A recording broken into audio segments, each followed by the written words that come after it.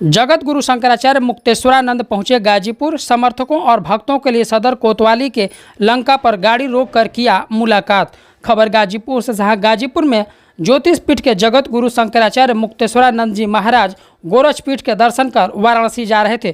इसी दौरान उन्होंने लंका पर रुककर अपने समर्थकों से, भक्तों से मुलाकात किया। इस दौरान उन्होंने मीडिया से बातचीत करते हुए कहा कि गोरक्ष पीठ जो कभी गायों की रक्षा के लिए जानी जाती थी, सनातन धर्मियों के लिए सबसे महत्वपूर्ण गाय है। उन्होंने कहा कि योगी आदित्यनाथ से मुलाकात नहीं हुई है।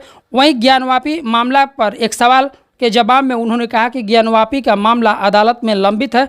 हम चाहते हैं कि जल्दी से जल्दी सुनवाई हो और वहां पर पूजा पाठ शुरू हो। देखिए, अभी हम गौ माता को राष्ट्र माता बनाने के लिए और उनको सरकारों की पशु सूची से हटाकर राष्ट्र माता के रूप में प्रतिष्ठित करने के लिए जो आंदोलन चल रहा है, उसके समर्थन के लिए यात्रा कर रहे हैं। गोरक्षपुर गायों की रक्षा के लिए कोई केंद्र किसी समय का था। वहां जाकर के वहां पर गोरक्ष पीठ में गोरखनाथ जी महाराज से गौ रक्षा के लिए बल प्राप्त करके अब हम काशी के लिए प्रस्थान कर रहे हैं। इसी क्रम में अभी गाजीपुर के लंका में आप आना हुआ। गोरक्ष पीठ से ही इस वक्त प्रदेश के मुख्यमंत्री हैं और इसमें उनका कुछ आश्वासन, कुछ सहयोग मिल रहा है महाराज। देखिए, जो भी सनातन धर्मी है, हिंदू है, उसके लिए अगर धार्मिक दृष्टि से कुछ भी महत्वपूर्ण है तो सबसे महत्वपूर्ण गाय है। जो भी सनातन धर्मी होगा, हिंदू होगा, वो गाय के बारे में नहीं खड़ा होगा, ऐसा हम सोच भी नहीं सकते। हाँ, बात हुई कुछ उनसे, आश्वासन मिला? उनसे हमारी मुलाकात नहीं हुई। हम तो गोरक्ष पीठ गए थे, गोरखनाथ जी महाराज से हमारी मुलाकात हुई, उनका दर्शन हुआ, उनका पूजन किया, उनसे बल प्राप्त हुआ। ज्ञानवापी पे आपने एक आंदोलन किया था महाराज, उसके लिए क्या योजना है आगामी? वो हमारा मुकदमा न्यायालय में लंबित है। हम चाहते हैं कि जल्दी से जल्दी उसकी सुनवाई हो और वहाँ पर भगवान की पूजा अर्चना शुरू हो। महाराज, अयोध्या हो गया, मथुरा के लिए क्या योजना है?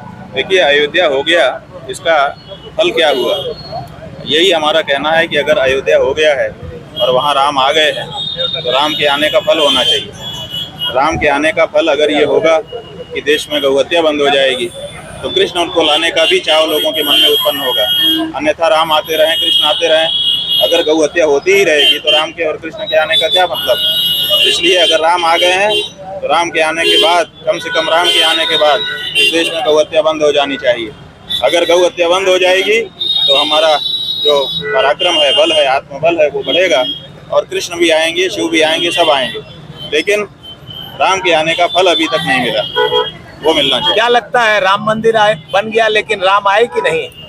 देखिए, गौ हत्या बंद हो तो हम समझें कि दैवी शक्तियों का जागरण हो रहा है। उसके पहले तो हम ये कल्पना नहीं कर सकते। ऐसे में आम जनमानस से क्या अपील करेंगे? आम जनमानस से हम ये कहना चाहेंगे कि हिंदू वो है जो किसी भी कार्य को करने के पहले इस बात का विचार करता है कि जो कार्य हम करने जा रहे हैं उससे पाप होगा कि पुण्य होगा। तो आप वोट देने वाले हो, क्योंकि लोकसभा का चुनाव अभी आने वाला है। आप अपना वोट का प्रयोग करेंगे, मताधिकार का प्रयोग करेंगे, मतदान करेंगे।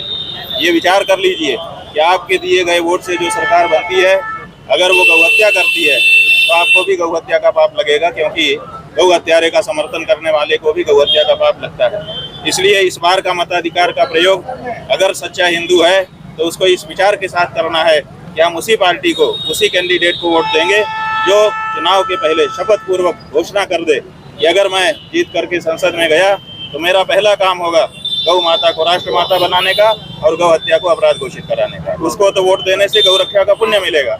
और अगर ऐसा न कह पाने वाले दल को या व्यक्ति को अगर वोट दिया हिंदू ने तो उसको गौ हत्या का पाप लगेगा।